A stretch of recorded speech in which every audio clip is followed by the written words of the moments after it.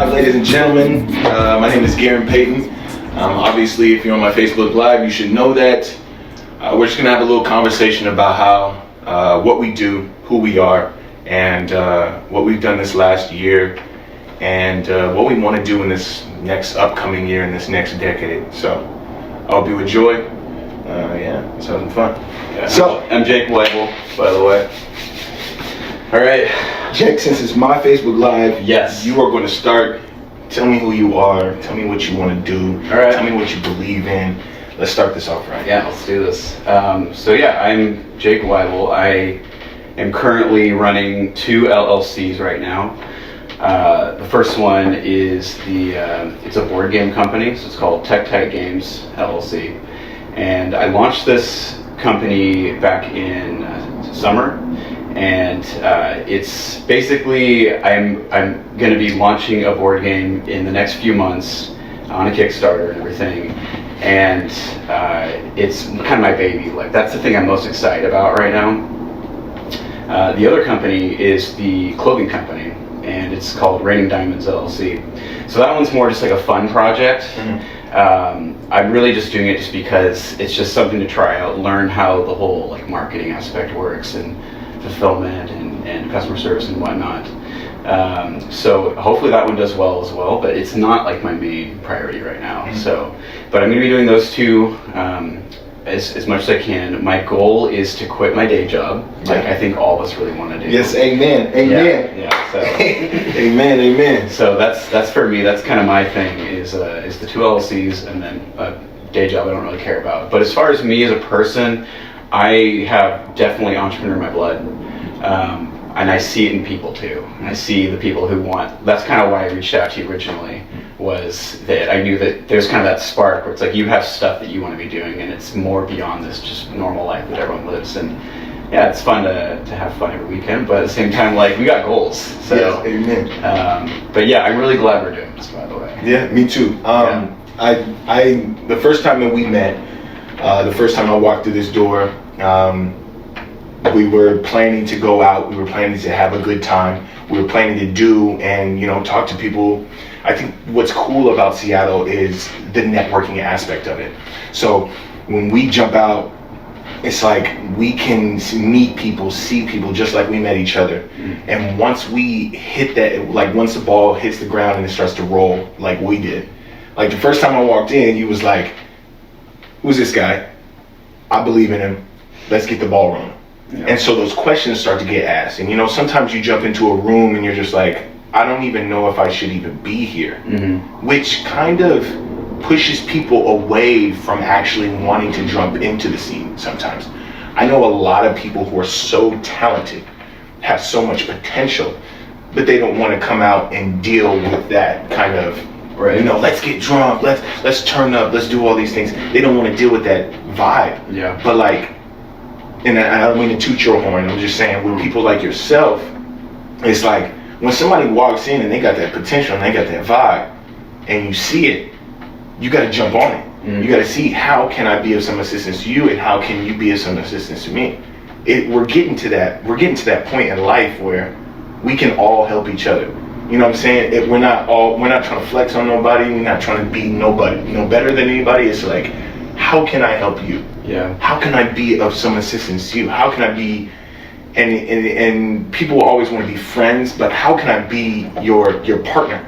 You know what I'm saying? Like your partner in crime. How can we tackle this? How can what you do affect what I do? And so the second I walked in this mug, I was like, yo, this dude, this is the real deal. Yeah. This is that guy. And so, we communicated, we started to talk about certain things, and we would watch each other and see how they're doing, and then, finally we get to this point, and now it's like, okay, we're here. Yeah. So how do we move forward? Right. And so, like, just what you were saying, just with your board games and just what you do and how you are as a person, that is what gets the ball rolling. Yeah. And so, if anything I can say to anybody, like, that's what kind of inspires me as a person. That's what makes me who I am. Because I can go out, I can have a good time, I can meet some ladies, I could have some drinks, I can meet my fellas, and we can have a good time, but what are we doing? You know what I mean? Come Monday morning, what did you accomplish? Come Monday morning, Right. what did you accomplish? Yeah. So when you explain who you are, you got your board game, you got your clothing line.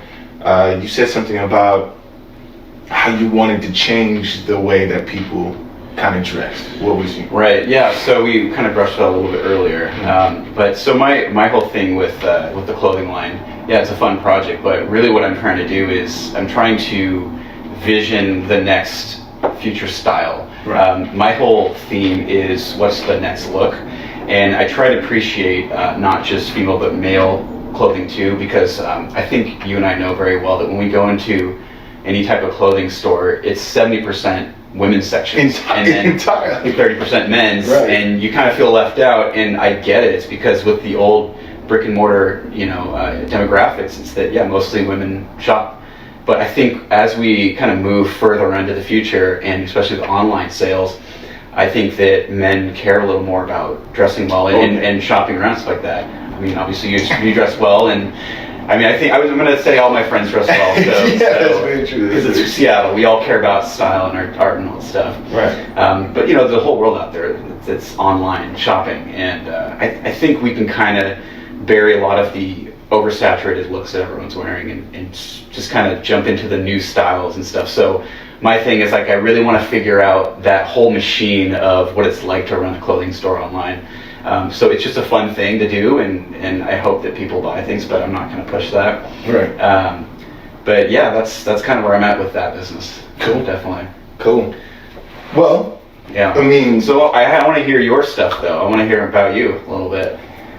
man, I got to be honest. I got to be honest. I'm even inspired just about hearing from your LLCs. I think that's awesome. Yeah, thank you. And for the people who are watching, man, I think that someone who, I think that the main thing that we're noticing nowadays is that people have an Instagram following, or they have 100,000 followers on Instagram, or they get a bunch of likes or things like that. Trust me, that is awesome, because obviously you're giving something, putting something out into the world that people like. But at the same time, there are people doing so many amazing things behind the scenes who not necessarily don't want the likes or don't want the followers or don't want the attention, but they want to have a unique way of delivering it. And so that's why I feel like, and we got this book here, my man's got this for Christmas. Yeah. It's called Crushing It. I think that's why I am inspired so much by Gary Vee, because he literally talks to the people who are maybe a little bit similar like us. Right. Like, Absolutely. who want to do something so amazing, but maybe don't want to follow that same suit. I think Gary gets that point across. Shut the hell up, shut the fuck up, excuse my language, shut the fuck up and just do it. Yeah. Shut the fuck up and just go and attack it and go take care of business. Yeah. And I think that's an absolute amazing way of saying it. People And stop complaining And- if you're not going to follow through. Just Exactly. Be happy with what you're doing then. Exactly. And so with that being said, someone with 2 LLCs, all it takes, you've already done the background work. All it takes for you Yeah. is to start doing these things with people who can see eye to eye with you, and who can make things happen with you instead of trying to take advantage. Yeah. And so that's where my story comes in, because I feel like I've always wanted to work with people who might not have been, on the same page. But that has led me to people like yourself. That has led me to more opportunity. That has led me to people who really say, like, yo, dude, you're nice. You cool. You got the skills. You got the talents. What you waiting for? And it's like, I'm not necessarily waiting for anything. I'm looking for something. Right. I don't want to be that person with 1.3 million followers and 100,000 likes. But when you see me in person, I ain't that dude. Right. You know what I'm saying? Yeah. So like behind the scenes, I've been working on being that dude until I get to that barrier line, until I get to that point where it's just like, oh, once I take that step, boom, everything is going to come into fruition. the knowledge, the intelligence, the trials, the tribulations, once all that comes to fruition, I think once I take that step, it's like a line. It's like a line right there. You've done all this on the left side of the line. Right. Once you take that step over that line, you start making what you know that you have made.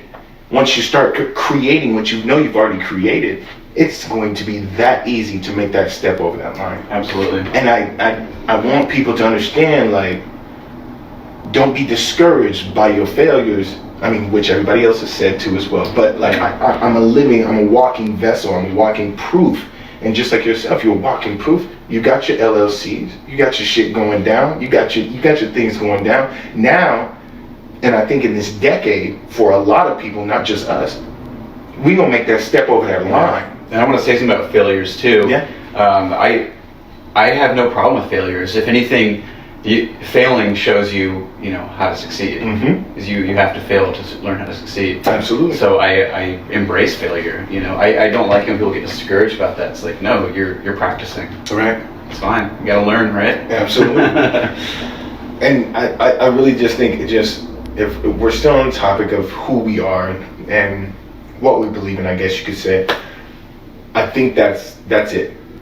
Is like I'm at that point in my life where I'm so ready to make that jump, to make that step over that line, to be exactly who I've been preparing for on that left side of that line. And so it just makes me excited, just us doing this right now, just having this conversation, for people to be able to witness it, for just us to be able to sit right here and talk about exactly what we're talking about. Yeah. So. And that's our intro, which is so fun. We could just go all night. Yeah. There's just so much stuff we're passionate about. Like, I just go all night.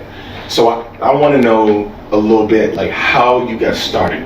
Absolutely. How you got started and what you're doing right now. How'd you get your 2 LLCs? Right. What kind of got you there to feel like where you're at? That moment where I realized this is what I want to do. Yeah, for sure. So I would say it came back to high school. So many years ago, I just I'd been going with my dad to a lot of these like seminars for like stocks and stuff like that, and my parents are divorced, so you got to find ways to bond with family members who you don't grow up with, and so initially I would go with my dad to these seminars and kind of get intrigued about oh, maybe I could start my own business someday or something like that. Mind you, I'm like 17 or 18 at this time. Yeah. And that kind of sparked my interest a little bit there. And then right out of high school, a friend of mine is an insanely good artist. And my other friend, we were all best friends, all 3 of us. And the other guy, he's like really good at silk screening shirts. So all 3 of us actually formed our first company, and it was called Minds at Play. And mind you, back then, like, we were all just a bunch of stupid kids, partying too much, didn't know what we were doing, just trying to figure things out. Like I said, failure, right? Yeah. And but I mean, the idea was amazing. I mean, you got the artist for the shirts, and you got the silk screening expert, and then me, like, business was what I was interested in. I mean, I wasn't a pro, but I was interested in it. And so we took those 3 elements and we kind of ran with it. But things fall apart. Yeah. Whatever. I don't regret it. It was awesome. Good experience. But that's really where it started. That's where I was like, you know what? I really enjoyed doing that. Even if it didn't work, that sparked my interest. And so over the years, I just kept changing to the next thing. And a lot of times you'll hear that it takes 10 businesses to fail before the 11th one succeeds. Yeah, right? For sure. So the business right after that, I actually started a necklace company. And this is kind of where that whole fashion thing started, where I was realizing that when I go to buy clothing and stuff like that, there's just not much options for guys, at least when I was going with necklaces.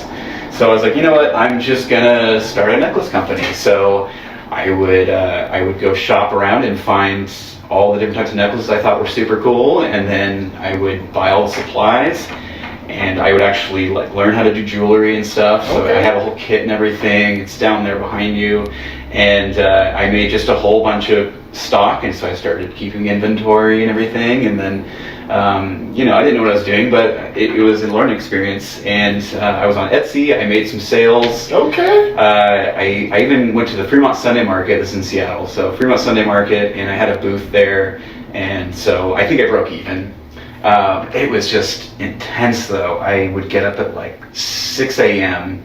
and have to bring like a canopy, bring all my supplies, bring my chair, my table, everything, and just set up this presentation. There's probably some photos floating around of me at the booth, and yeah, I just had all my necklaces and everything. It did not go how I thought it would. I thought I would just sell out super fast, make a ton of money really quick, whatever. The traffic was amazing, but that was my necklace business. I mean, I still have it, but it's so like just back burner or whatever. And I've kind of just merged it into Raining Diamonds, into the clothing line. So I still want to run with that, but I expanded from necklaces to all clothing. Mm-hmm. So that was that company. Let's see here. After that, I think that's when I started getting interested in the board game, and that's the one I think. The funny thing was, it's just like literally 3 years ago. I must have just been like stoned in my room or something. Was like, you know what? I'm just gonna make a board game. Yeah. And what examples can you give for like people who are watching? What examples can you give of your game that is similar? What can they expect, I guess, from your game that would be similar to something like a StarCraft or something like that? Well, that would be it right there. Yeah. If you've ever played video games, most people know about StarCraft. Mm. That's a really good representation of it because it's sci-fi, futuristic, resource gathering, resource management. You have your little army. Trying to figure out how you're going to strategize to beat the other team. Mm-hmm. So I would say you're taking that idea of StarCraft and incorporating into a board game. And it really, my whole thing was I need to capture the adrenaline rush you get from playing video games, mm-hmm. but into a board game, competitive and all that stuff. And it's had really, really good feedback. Yeah, for sure. The StarCraft is my favorite. That's so funny. Yeah. I'm gonna be honest. Yeah. Hey, don't judge me. Like that's my favorite game. Like that's probably my favorite game to play online. Mm-hmm. It's a good game. But you should see the version 1. Oh my god, it was so funny the way it played out. It was just so clunky and just not accessible, and just so many things were broken in the game. It just did not make sense. I've probably had 30 or 40 revisions over the last 3 years. Cool. It's completely changed. That's good. Yeah, but I had the idea. And I knew where to start, and I was like, I know there's something here. Mm. And I never gave up. I just kept going until I refined, and then joined a playtesting group. And so that was probably the best thing to do, was find like-minded people in the industry, join the community, and then learn from the pros, learn the process from start to finish. Right. And that's where I went through the Meetup app, which is an awesome app. Doesn't matter what you're doing. Like I see people like doing biking meetups and whatnot. But what can you find on the Meetup? Everything. I've been to entrepreneur meetups just because I was like, I'm gonna see what kind of entrepreneur stuff's in here. So I've been to storytelling and stuff for entrepreneurs, and I've met some amazing people, just for fun, whatever. Yeah, cool. And it was interesting. It's a really good way to network. Mm-hmm. But yeah, that's how I found the playtester group, and I learned so much about the board gaming industry just from being in that group. And they're a nonprofit now, so I think eventually once I'm successful, I'm definitely gonna pour money into them because they've been so helpful for my journey. Big time. But that's later down the line, right? Big time. Yeah. So that's kind of my origin story. What about yours? I want to hear yours. Well, but listening to that. All right, yeah. If you yeah, that was a lot to take in. That's a lot to take in. Yeah. I think that's the kind of conversations we should be having, period, point blank. One thing I do like to do is have a good time, and it's gotten me to where I'm at right now. It's gotten me to know the people that I know, and it's gotten me to, be involved in the things that I've been involved with. When it comes to shows, when it comes to, events, hosting events, doing anything that I do in life, mm-hmm. having fun has led to that. And I think sometimes we get so caught up in what we're doing and so caught up into the negative aspect of things that we don't really get to appreciate how we got there. Yeah. And sometimes it's from having fun. I think a lot of us know exactly what to do with inside. You know what I'm saying? As far as what we believe in and how we feel. because I mean we got horoscopes, man. You got quotes coming from every other direction. You got memes. You got a lot of things that get you know. In a sense, it is a distraction, but it also gets you to realize what you don't like and what you do like. Yeah, that's true. Yeah. And so, with that being said, it's like my story really started kind of just like yours, with a group of people. Yeah. We called ourselves Filthy Crew. Oh, nice. Like Filthy Crew, boy, I tell you right now, we was the hottest thing in Puyallup. You couldn't tell us nothing. I'm telling you, you could not tell us nothing. I mean, the entire block in Puyallup, if you know where it's at, you know where it's at. The entire block in Puyallup, like literally every single weekend, we would have something going on. And the word got out who we were. The word got out what we were trying to do. Mm-hmm. And it was amazing from the start because it was a group of guys who were either attractive, sociable, funny. Like we had an entire group of that kind of energy. You all had your own element. We all had our own element. Yeah. With that being said, at a young age, when you're trying to do so many different things, and you don't stay focused on the main goal, it will destroy you. It will literally take away from everything that you're planning for. Yeah. And so with that being said, it's like, yes, we would make the music, and yes, it was fire, it was amazing, but the fun was more fun, started to become more fun than the actual work. Mm-hmm. And so, and I don't mean to be rude, but this is my origin story. This is my viewpoint. It can be different from the guys that I was with. Right. I wanted the music a lot more than I wanted the fun. Okay. And so I was young at the time too as well. So being young and wanting something and then seeing other people who don't want the same thing, but you want the fun too, it is literally like a division between you as a person. Yeah. You have to pick and choose your battles. I thought I was so strong and so almighty that I could do both at the same time. Battle. And it's an inner battle. It was such a struggle for me that like if it was anybody else, I feel like they would have went crazy. Mm. We had so much opportunity. Our house was full, packed with people who wanted to see us succeed. Yeah. But we wanted to entertain them more than we wanted to entertain them, if you know what I mean, when it comes to the music. And so, with that being said, it was a great experience. I won't get into too much detail about it, but that Filthy Crew experience that I went through from the age 19 to 20, 22, 23, I think that was a really, I can't say cool, I can't say amazing, I can say exciting, and I can say beneficial, mm-hmm. and I can say a learning experience, mm-hmm. that the most learning experience I could ever have. And that's where the spark comes from.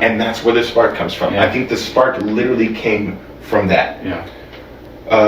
Disregard the turmoil, disregard the loss of friends, disregard the loss of people. But maybe that all comes as a package. It did. Maybe that's that's all the spark entirely. And that's what transpired. Right. Yeah. And so moving on and, moving to Seattle, that was like the point in my life where it was like, okay, we're about to take advantage of it. We're about to do something with this music. I met some amazing people. I'm a name drop. I met my boy Luke. I was working with my boy Shogun. I mean, we had it down to the T. Mm. When Luke moved here from Montana, it was like, he's a white boy, so like he knows that Montana life. He didn't really know all of the ins and outs of the clubs and things like that, and that's where I was kind of learning on the outside. And so with that being said, it was like, holy shit, it was like overwhelming for him in a sense to be like, damn, this dude knows this many people, this dude is doing all this and networking and communicating, and he was more of a homebody. And so it was like, man, I had to pick and choose, man. Like I had to pick and choose to be a homebody and try to sit at home and make music and instead of networking, and so I had to come to a balance. That's when I made Plan B. That's when I made we made so many different projects in such a small amount of time. What's Plan B? So Plan B was my first actual like recording project. So nice. Luke went to Seattle Art Institute, and so did Shogun, and so we had full access to, all the stereo equipment. Yeah. And so we would go in there and we would bang out tracks. I would just be in there just rapping my ass off in that studio. And I think that was the time where I was the most hungry for it. I didn't know exactly as much as I know now, but I was so hungry at that time. Like literally, we would go from his apartment. It was on Third and Lenora, and we would literally drop down and go to the school. Like the people thought I went there. Mm-hmm. Like I'm bringing everybody that I messed with in Puyallup and made music with in Puyallup. I was bringing them there. We were making music almost every single day. And if we weren't making music there, we were going back to the apartment where Luke had his full setup. Everything was set up and ready to go for us to record there. So is he a musician too? Oh, or yeah. Is he just in production, or what does he do? Oh, he's in production. Oh, okay. So he makes beats, and he does mastering, mixing, mastering. But he doesn't rap, does he? No, he doesn't rap. He makes the beats. Yeah. Okay. He made the beats. He made the beats. He did the mixing and mastering. He's just like a smart kid, man. Right. Like a good guy. One of my best friends right now. Cool. And still lives in Montana to this day. Great guy. And man, we would be going from the Art Institute of Seattle to that apartment, to the Art Institute of Seattle, to that apartment, to the Art Institute of Seattle, 24/7. The grind. Every single day. Yep. The grind. Yeah. The hardest working moment of my life. Yeah. So like we got the Filthy Crew moment of my life, and then we've got the Seattle Art Institute from 3rd and Lenora. And then I started getting mixed into the club scene, and then started hosting things, and started hosting shows, hosting my birthday parties, meeting the club owners, and just getting really mixed into the scene. Mm. And with all that happening, it's just something about it, like the struggle within it, like trying to do so much for so many different people. I kind of lost my way. And when I say I lost my way, the drinking became heavy. You know what I'm saying? Like mm-hmm. Drinking became like a very heavy thing, because when you're out, you gotta have a drink or two. It's an entertainer's struggle. It's an entertainer's struggle. Yeah. And then I'm gonna be honest. If we live, I'm gonna be honest. Like a bit of drugs got involved in it too. Yeah. And so if we're telling the origin story, that's what happened. And so it really hit me hard when I didn't feel like there were people behind me. Yeah.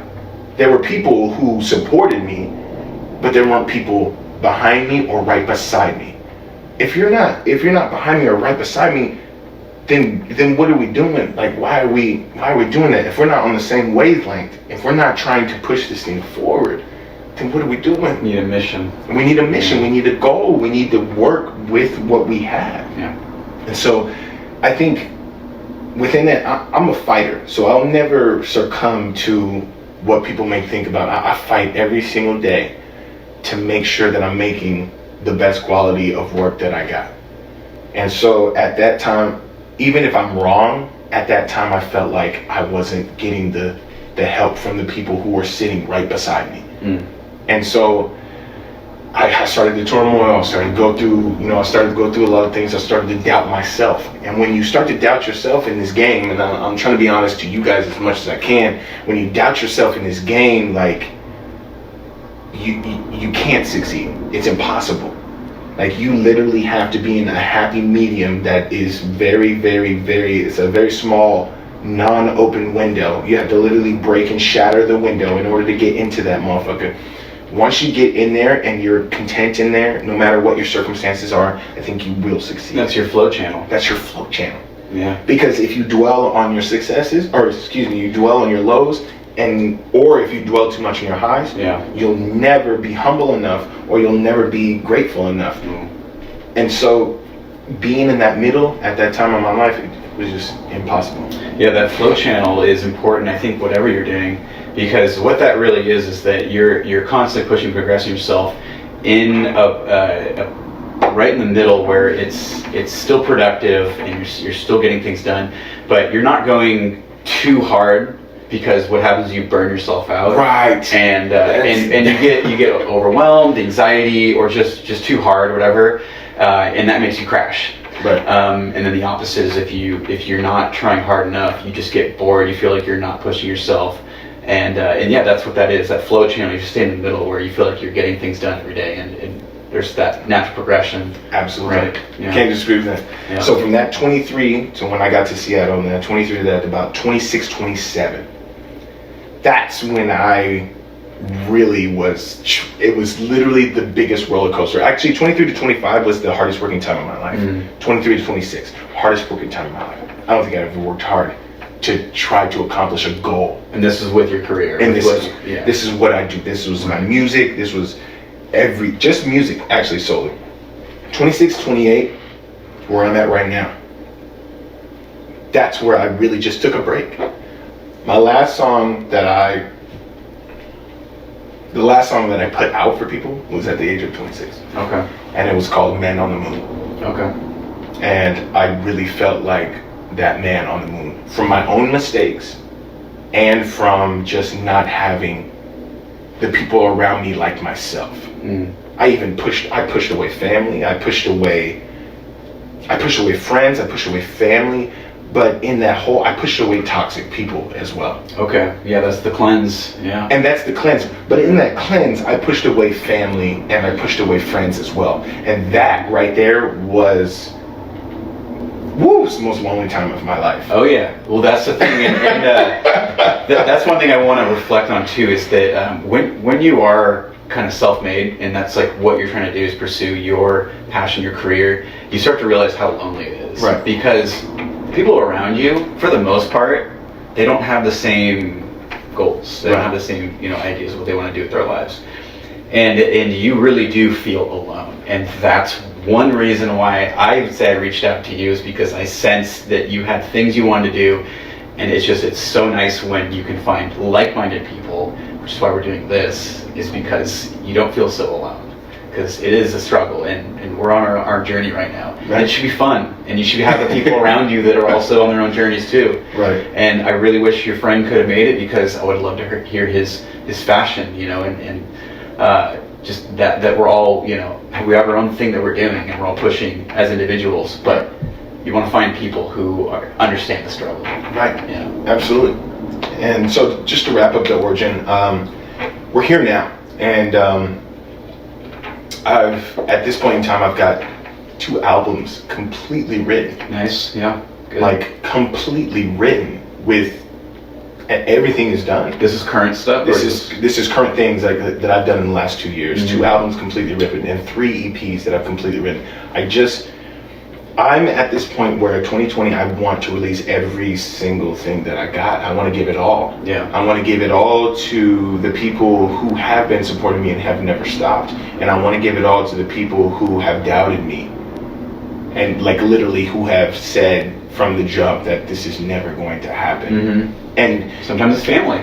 And sometimes it is family. Yeah. But I want people to understand what it is for me. It's not to be on MTV and be no, I don't want to do that. I want to make great music. Yeah.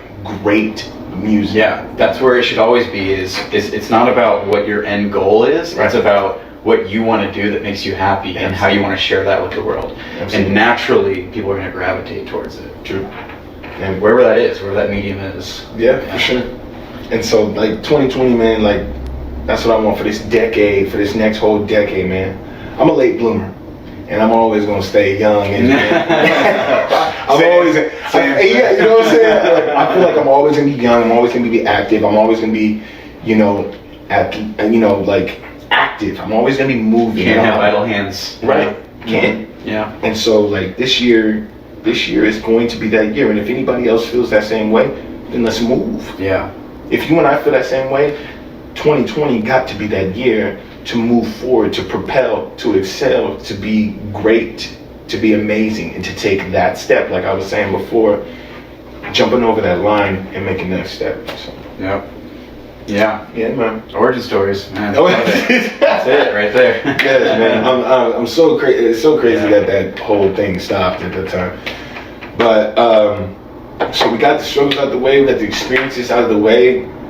So, man, tell me about your future goals. Tell me what you want to see in the future. Give me some specifics. Yeah. Tell me what you want to see in 2020. Well, it's going to be a huge year for me because I think where it starts to is in the mind. Mm-hmm. And from where I am from a year ago, my mind right now is like I'm pumped. I'm excited. Like I have so much excitement for what's going to happen in the next year. And right now, what's going on for me is I am currently submitting my rule books for my board game to a board game reviewing company. And they've been giving me feedback on, how it needs to flow and everything as far as like accessibility and makes sense and all that stuff. It's essentially a manual for how to play the game. Nice. And that's the hardest part of the game. That's the funny thing. Mm-hmm. And I've already sent 2 revisions, and they keep sending it back saying, nope, not done yet. Mm-hmm. So I'm on revision number 3 right now, and it's going to take a few weeks to completely rewrite this thing so it makes more sense. So how does that feel when they send you? How do you respond to those revision responses? When they get it and you send the revision, you're like, okay, hopefully this is the one. Mm. How do you feel when you get that revision? The funny thing is, I'm not excited for them to say it's good. I'm excited for them to tell me, no, you need to do this. Boom. That's what I'm saying. I'm like, okay, because I know it's not perfect, but I know it looks amazing. Right. But no, because these guys are experts. There you go. And they're going to show me everything in it that I need to fix. And I'm like, great, that's just more stuff I need to do. Things I didn't think about that these guys know about. No doubt. Yeah. No doubt. And that's the funny thing is this is the last barrier of entry right now. Is once I finish the rule book and it's like polished, I want to at least get an 80 out of 100. They're giving me like a 30 or a 40, and it's like, it's okay. I'm going to get there. But once this thing's polished, the game is ready to go. I'm going to have a few copies produced, and then I'm going to send a few of those copies to board game critics, and then I'm going to have them actually publish their reviews of the game. Just like you do with like books or even movies and stuff. This is like, the funny thing is board games are just like movies and books because you do have critics and you do have reviews and stuff like that. So publishing a game is very similar to publishing a book.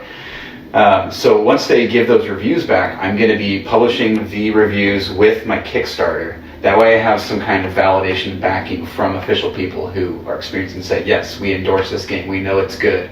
And that's when everything starts going, ramping up. Nice. Because then I get to start promoting the Kickstarter and like pre-order the game, for however much it is. Maybe the first 100 people will get some kind of special thing with it. I don't know, whatever it is. I'll think of how I want to do it, but yeah, that's where it all begins. That will bring the funding in for the manufacturing of the first run. And the first run is 1,000 copies, so it's going to be, I don't know, 10 grand, maybe. I'm not really sure, whatever it is. But yeah, I'm going to pool money together with the crowdfunding and get that first run done, and then that's where I start going for distribution, and that's where I have to like market like crazy, which can be expensive. Start just driving to all the local board game shops, be like, hey, feature my game in your shop, give me a spot, whatever. And then I'll start doing like board game competitions, and I'll be filming it, and I want to go live with like my board game competitions. I want to make this feel.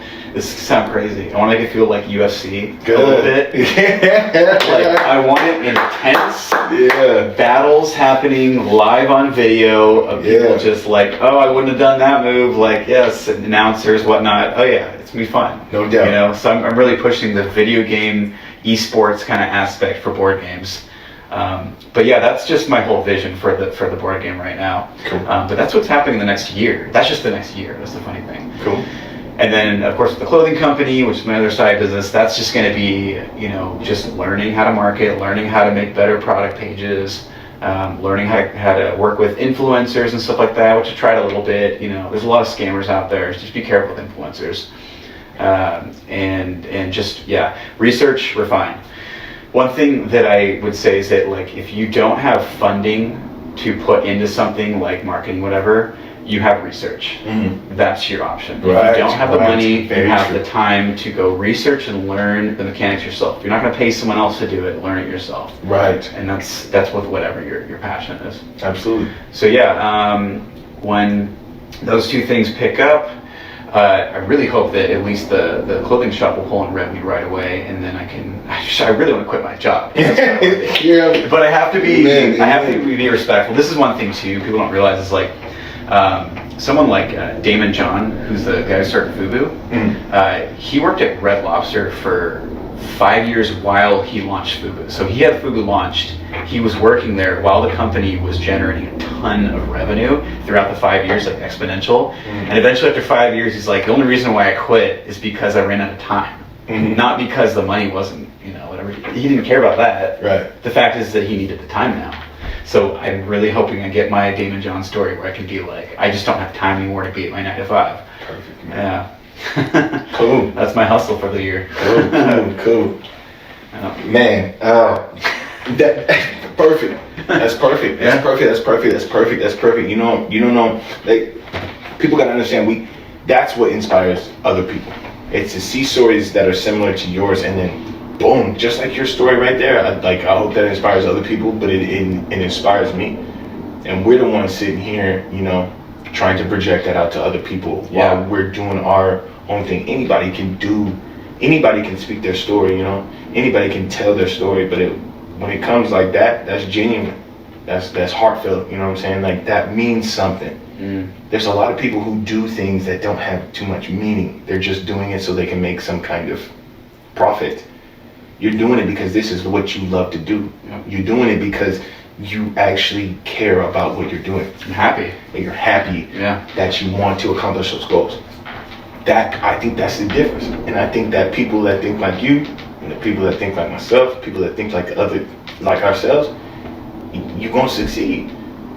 Like, you may hit the bumps, you may hit the blocks, you may hit the brick walls, you may hit so many trials and tribulations in your life, but if you keep pushing, and if you're true to yourself, and you're genuine, and you really want to succeed, you're gonna reach that goal. The only reason people don't succeed is because they give up or don't try. There you go. That's it. There you go. It really is. It's go. not that hard. You just have to be persistent. Yeah.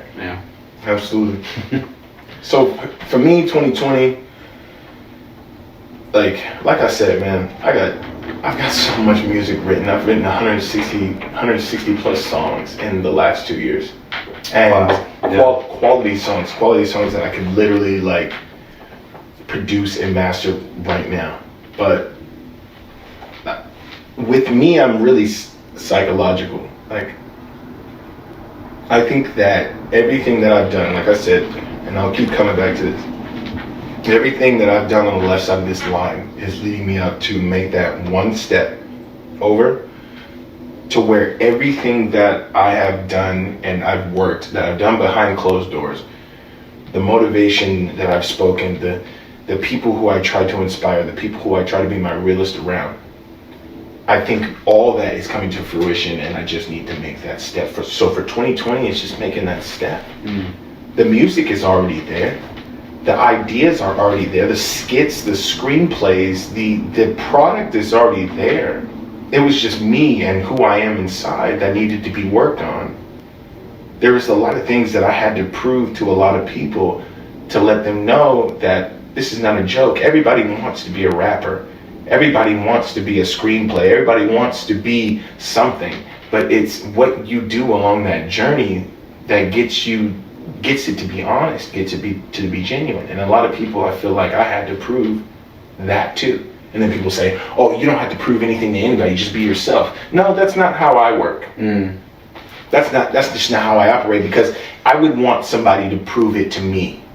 If they were telling me or selling me something and I had to buy it, I would want you to prove it to me. Yeah, because you are the product. Because that's the thing, as an entertainer, you're the product. Exactly. And if you can't sell it without being genuine, I'm not going to sell it. Yeah.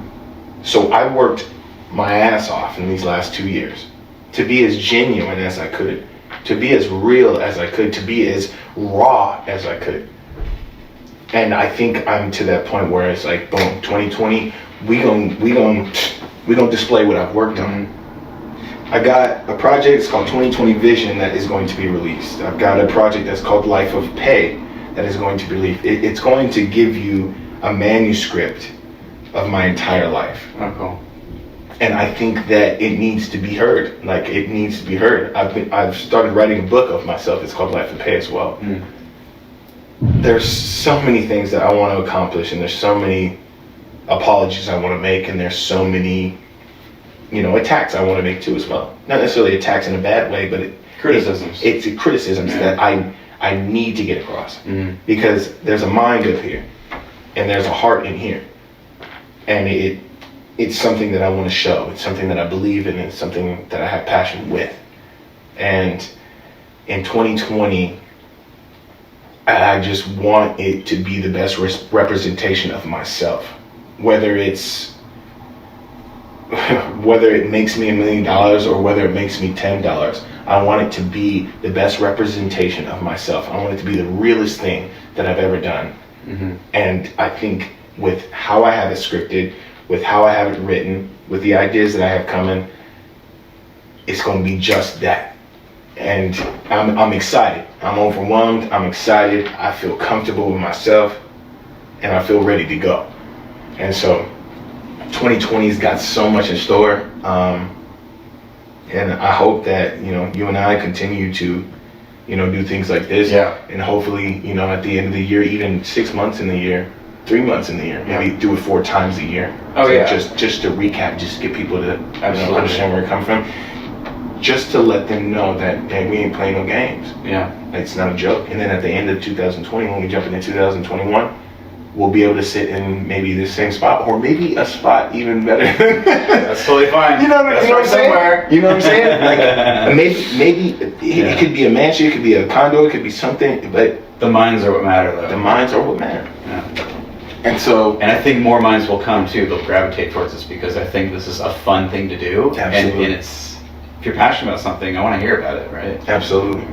Yeah. So, last thing we should really address is what really inspires you. You know what I'm saying? Like, what gets you up besides yourself? Obviously, we've been talking about a lot of ourselves. Yeah. Who are some people? You know what I'm saying? Maybe some specifics. Maybe a video or a movie, or something that you can relate to the people. What inspires you to do exactly what you do? Yeah, whenever I'm feeling lost, I go to YouTube. And I want to say something too. I really hope there's not people still out there who have this horrible perception of what YouTube is. It's literally the same thing as going to Google and typing in something and you want to search for something, but you're doing it in video format. So you're getting visual and auditory representation of whatever it is you're trying to learn. And YouTube is what that's for. And so I think that YouTube's been insanely impactful. And I want to say that it's had a huge impact as far as education as well. I would say I've learned probably a lot more on YouTube than I have in school, honestly. Yeah, true. I don't want to bash my school too much, but the point being is that, like, if you really want to learn something, it's available for you. No doubt. And that's what's so cool. So I wouldn't say there's specifically any people that impacted me the most. I would say obviously Gary Vee is a big impact. That's our guy, yeah. That's our guy, yeah.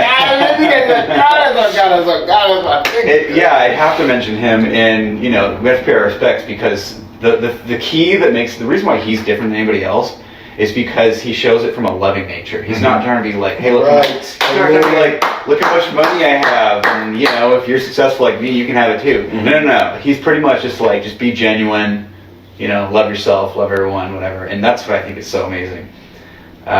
So he would be a person.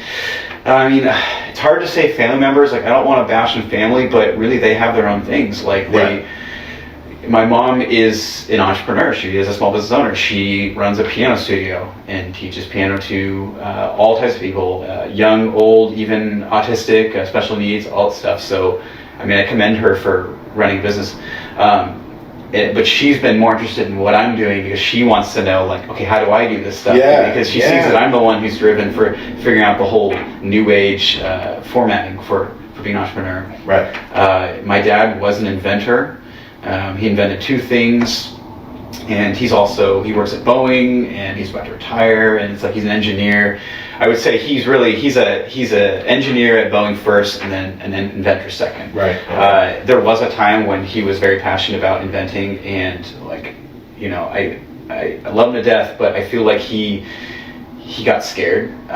He turned from an entrepreneur to a skeptic. You know, you might hear variations of these terms. Absolutely. He got skeptical because he just had bad encounters with business partners. Either they screwed him over, or he just got cold feet, and then they ran with it anyway. And so I feel like that discouraged him. And he, honestly, this is the funny thing, is he's been very skeptical towards anything I wanted to do in my life. And there was a time in my life where I had to feel like I had to prove something, and I would just constantly be like, look, I don't care about going to college. Like, I did my 2-year and everything, but like, that's not my passion, and I'm not going to go sit in a cubicle for my whole life. Like, I really want to do this. I really want to be an entrepreneur and be my own boss. So I have my own animosities towards college education and stuff like that. I would say one thing about college is that there's specific industries where you have to have a degree. Medical, lawyers, no doubt. Engineers, and there's probably a few others, whatever, where you need that piece of paper because there's so much stuff that like you have to know. Otherwise there's like legal issues and stuff. But as far as being an entrepreneur, like, they don't teach you how to be a small business owner. They don't teach you about money in school. They don't want you to be your own boss. They want you to be a worker in a company. That's what they want. They want you to be in unions and all that stuff throughout it. That's what they teach you throughout school, is to just stay that course and do some occupation. But once you get out of school, get into the real world, you start to realize, you know, there's so much more you can do.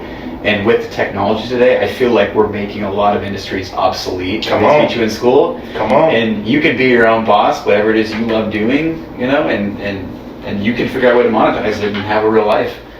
There you go. I know it kind of went off on a tangent, but like... that was good. That's perfect. But yeah, I mean, I'm just going to go back to what I said, like, whatever it is that you want to learn, just go online, use the internet. It's available, and you can learn whatever you want.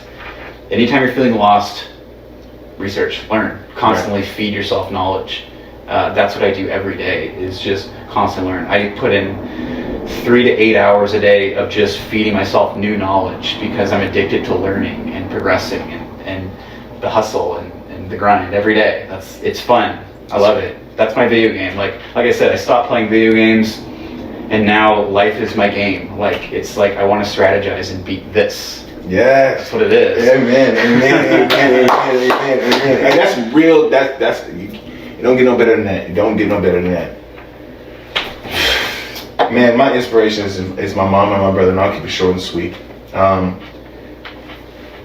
I think just as hardworking as a woman that my mom is, and like she owns her own business. She does her own real estate, and she also works as an RN, as a nurse. I think that is so inspiring to me, because now that I am in my position to be able to be an asset, I think that what she has to offer to my life and what I have to offer to hers is at a fit. Certain people do certain things, and the other person does something else that maybe will inspire you or make you better at what you do as a whole. So her entrepreneurship, her steady base, that's inspired me to be a better person. Now what I have to offer is my entrepreneurship skills that I have. We mix that together. Her real estate business is going to boom. I get into real estate with her. Then we start working together. Before, when I was doing Filthy Crew, or when I was moving from Puyallup to Seattle, that was all of my left side of the line. Like I said, I'm going to stay on that topic. That was my left side of the line. And so now that I'm going to make this jump, now I can be some kind of asset to her progression, and she can be an asset to mine. My brother is one of the best car salesmen in Washington, probably on the West Coast. Oh, wow, cool. Amazing. Like, amazing. He's worked so hard. They both have worked so hard by themselves, with help from each other. But they were closer to each other, a little bit closer to each other. Me, I wanted to go find out who I was. And so I went and did that. He went and did that, she went and did that. And now I'm on board. I want to be a part of what they are a part of. Because now and not to downgrade myself, but now I'm more mature. Now I'm more serious. I've seen all the bullshit. You know, I've seen all the trials and tribulations. It's boring. I don't want to deal with that. I want my family. Yeah. I want love. I want people like you. I want people who are really by my side, who really believe in me. You know what I'm saying? Like, I want that more than I want to go hang out with my friends. You know what I'm saying? More than I want to go turn up at a party, even though that is so much fun. But imagine when you turn up at a party and you catch people like yourself. And you catch people. That's all the left side was going to the party, trying to find out as many people as I can. To either ruin my life. Now take this into consideration. To either ruin my life or to help my life. And I've literally taken a tally. I've got a fucking long list of people who have done that, who have done the negative, who have done the positive. I've got those people on my right side that I know is in my mental, so when I jump over, that's my contact list. So when that left side, so I know for sure. It's a filter system. And I like to know for sure. So when I make that jump, if you was on that left side of that list, you was on that toxic list, we not gonna be vibing at that time. But if you was on that right list, then that's who I have to humble myself with, be ready to work with, and be the best that I can. That's what inspires me, and I think that is what's going to help me succeed. Just as much as the negative has helped me succeed, the positive is going to help me propel into this future, into this new decade. I think it's kind of a hunger thing too. It's like it. Oh, that was already there. Right. The hunger was already there. I'll always. That's one thing I'll never discredit myself. I've always been hungry. Always been hungry. Now I got the knowledge. So now it's like, it's a wrap. It's a wrap. I had the hunger here. Now I got the knowledge. Now I got the respect. Now I got the genuine, like to reach a genuine level within yourself, to know that when you lay your head on your pillow, that you are going to be successful no matter what. You're going to work as hard as you can no matter what. I think that's what everyone needs. You have to get to that point to where no matter what, I'm going to make this shit happen. That hunger is in everybody. I don't know if it's in everybody. Though maybe it can be. This is my thing, is that I grew up on Mercer Island, which is a very like upper scale, rich community and everything, and I wasn't one of the rich kids. I was one of the middle class, which is considered poor in Mercer Island, which is funny. But I had the hunger because I didn't have everything. I didn't have the cushy life. So it made me feel like I had to try harder. All that pain that I went through, just like growing up and feeling like I didn't have everything, it just ups and downs, a lot of downs throughout childhood. I think that is what shaped me to be hungry and want something more. And I think a lot of these success stories that you hear about, even with Gary's, is that they came from a very crappy upbringing and they had to work their ass off to really attain what they want. They didn't have the cushy life. You know, and I didn't have it. I don't think you did either. And so it's it's that hunger. It's that hunger. That's crazy. I'm glad I have that hunger, honestly. I'm glad you got it too. And man, 100. What about struggles? I want to hear about struggles. Let's do that. So we've hit everything under the sun but struggles. The middle ones. Yikes. I feel like I touched base on it a little bit. Yeah, we did. In terms of drinking and doing drugs and experiment with the drugs, I guess you could say. We're all human.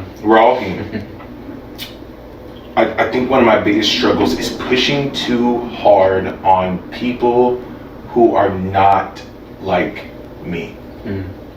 And I'm not trying to be arrogant in that sense. It's just like, I have a very analytical mind. I know right from wrong. And so when you know right from wrong and you continue to make the wrong decisions, hear me out. When you know right from wrong and you continue to make the wrong decision, you're insane. It's a proven fact. And so for a while, and I think this is my biggest downfall, and I hope to lose every ounce of it when I jump into this new decade. If you know what you're doing is not going to help you succeed, then don't do it. Yeah. And I try to give this to everybody as much as possible. If you know it's going to hurt your success, then don't do it. Yeah. My biggest struggle, and I don't have too many, my biggest struggle is doing exactly that. Yeah. To where I'm in a situation and I know exactly what to do. You're literally saying, I shouldn't do this.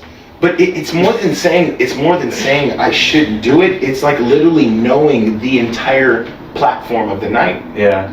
Or the instance. It's like literally knowing step by step how it's going to happen. Yeah. And even when you get to a point where you're like, step one, it happened. Oh shit, what do I do? Yeah. Then you're like, okay. Snowball. Yeah. And then you have the decision to go to the right, or you have the decision to go to the left. And guess what? You're like, I'm strong enough. I'm sure enough. I'm going to go to the right. Boom. You go to the right, and step two is exactly like you thought. Yeah. Knowing that step one was going to be that way, knowing that step 3, 4, 5, it's one thing when you don't know better. Just like you were saying that everybody doesn't have the hunger. Now that you say that, I believe that because everybody doesn't have the hunger. But being somebody who has the hunger, who has the knowledge, who has the intelligence, who has the sureness to make a better decision than what they did, but you want to go and try to see what the outcome is going to be. It's like when a kid puts their hand on a goddamn stove. Yeah. The stove analogy, yeah. Yeah.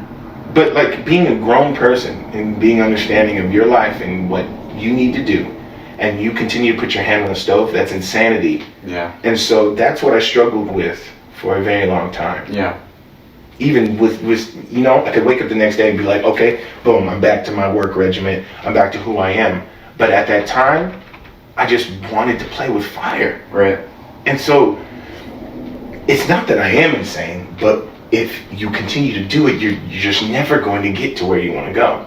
And so I feel like that was my biggest struggle.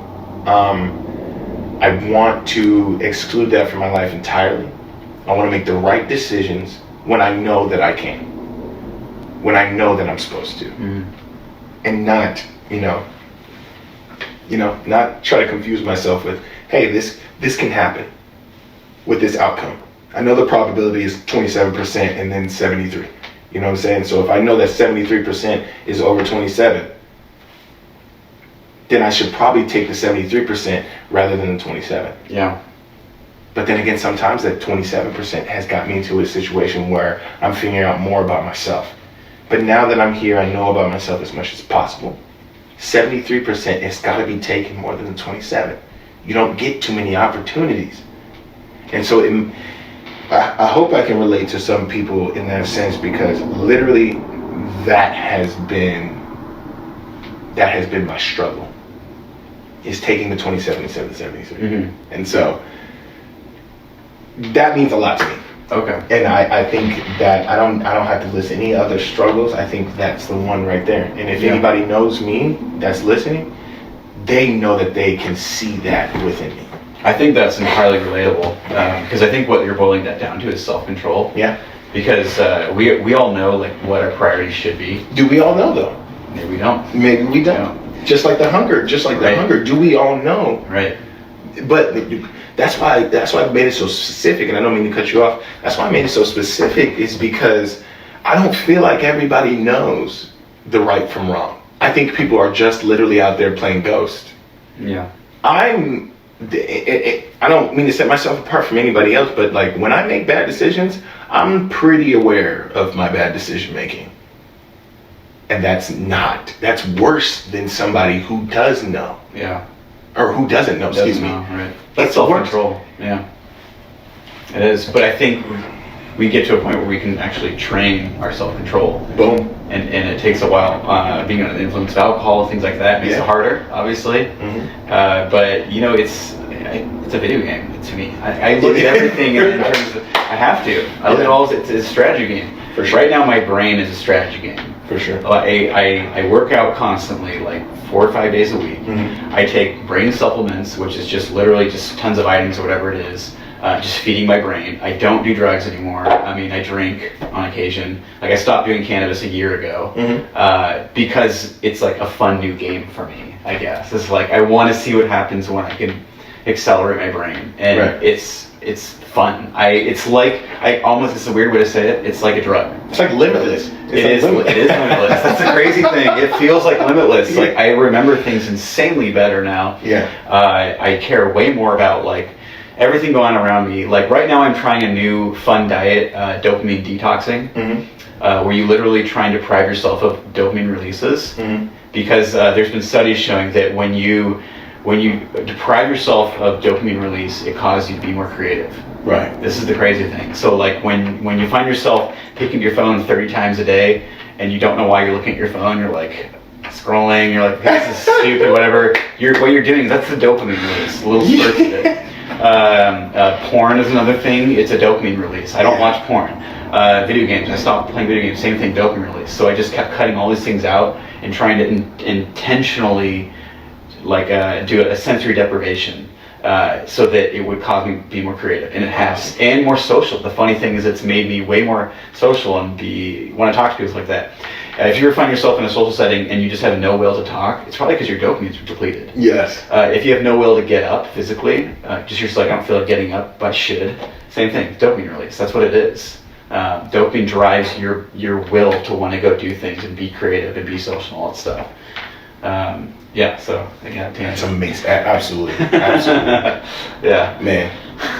So struggles. Let me say my struggle. There you go. Come on. And this is the thing: is like when you're able to identify your struggles, it makes it so much easier to have control over your life. Self-control, like you were saying, that is a huge one. Absolutely, I totally agree. I would totally find myself in situations where I'm like, I shouldn't do this, but I'm doing it anyway, and I know it's the wrong thing. And it's like that escape, because like you're trying to escape your priorities, like you should be doing this, your responsibilities, whatever, escaping that.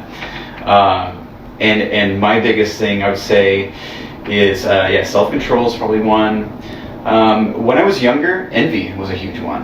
Really? Growing up in Mercer Island, I wasn't one of the rich kids. I think I saw everyone else around me was very successful, or at least wealthy families.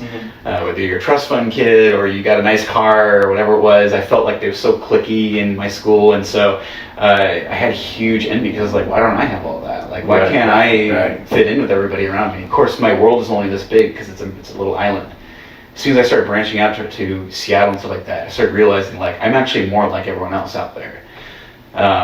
But that's where the hunger came from. So, and I learned to be less envious and more humble, and understand that we all have our own struggles. Right. And I think it was probably a year ago when I tried acid for the first time, when I realized that like I'm just a humble creature on this earth trying to survive and enjoy my life like anyone else. And I have no animosity towards anybody, because I feel like that stems from your own internal struggles. Is when you feel when you're lashing out towards others, because you're lashing out towards yourself. Right. So because I'm more understanding of my own human behaviors, and like I'm not perfect. If I make mistakes, like, okay, then that's okay. I understand, but everyone else does too. So I don't harp on people for being, perfect. So if you're imperfect, sure, you're human, whatever. Right. That's it. So yeah, that's envy and self-control, conquer those two things. And I wouldn't say fully, like I'm not a machine, I'm not a robot, but I still have my vices. I still want to, have fun and go out, whatever. But yeah, I mean, I'm better than I was a year ago. I'm gonna be better next year. I'm just gonna keep going. No doubt. Yeah. So pretty much from this whole conversation, and I'm sure we're gonna have more, and I'm sure we're gonna touch base on our success throughout the years. I'm so excited that we got to do this. Absolutely. I'm so excited that you brought this to my attention. It's definitely gonna help the podcast I'm creating with one of my friends. Let's do some shout outs here and some plugs. I want to know. Yeah. Shout out to Cameron McMath. That's one of my best friends. Him and I are going to start doing a podcast on Tinder, Bumble, Hinge, all kind of dating apps. We're gonna basically get across to people that, you know, the apps are not just to meet people to have sex with. They're not just to meet people and to swipe left and swipe right. We want to know why you swipe left and why you swipe right. We want to know the intelligence behind your movements, and we want to make it a little bit more comfortable for people to, you know, touch base on the dating apps, because it is a good resource, especially when you're a busy person, when you have a lot going on in your life and you just want to meet somebody. You just want to go on to the app and say, hey, I'm not trying to have sex with you. I'm not trying to, you know, be this terrible person for you. And I'm not just here for one thing. I'm here because I want to meet you. I'm here because I want to know more about people. And I think it's a great asset to use if we can all come to terms with the simple fact that it's not for one thing. It's not just for sex. There's a lot of credibility that we should be holding towards each other in terms of sex, in terms of relatability, in terms of networking, and all these apps have something to offer. And so myself and Cameron McMath in 2020 will start this podcast, and it will, you know, it'll give you a little bit of, you know, understanding of how we feel. When we swipe right, it's more than, oh, I like this girl because she got a fat ass, or I like this girl because she has nice tits, or I like this girl because she said she's DTF. It's so much more to that. And then when we swipe left, it's so much more than she's ugly or she's this. There's actual thought process behind how we operate. And so that's one of my biggest things that I want to get across, and what we're going to be attacking in 2020. Of course, my music is my main priority. I'm hoping everybody that knows me is ready to hear that music. I hope Jake is as well. I really just want to get my visual and my knowledge out to more people. I want people to understand me better, just for more than just my posts on Facebook. Sometimes, you know, I post and I don't feel, you know, my knowledge is appreciated, and I want it to be appreciated, and I feel like I have the confidence now to do so. I'm humble enough to do so. I'm not as judgmental to do so. I'm human, just like he said as well. I want to touch the hearts of people. I want to be there for people. I want to be positive. I want to be a motivation to people.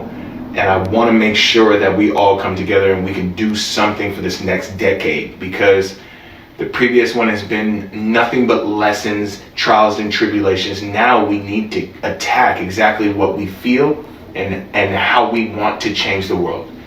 So, in that aspect?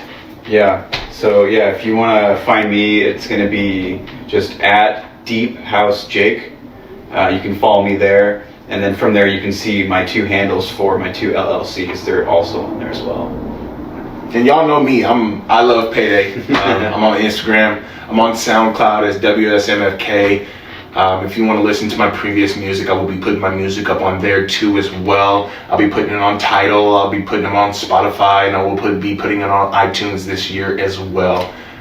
We really appreciate you guys for tuning in. Thanks for the people who are still live with us, and thanks for everybody that tapped in. Yeah, it's a wrap. Yeah, that's a wrap. Happy New Year to you. We love you. Mwah. Yes.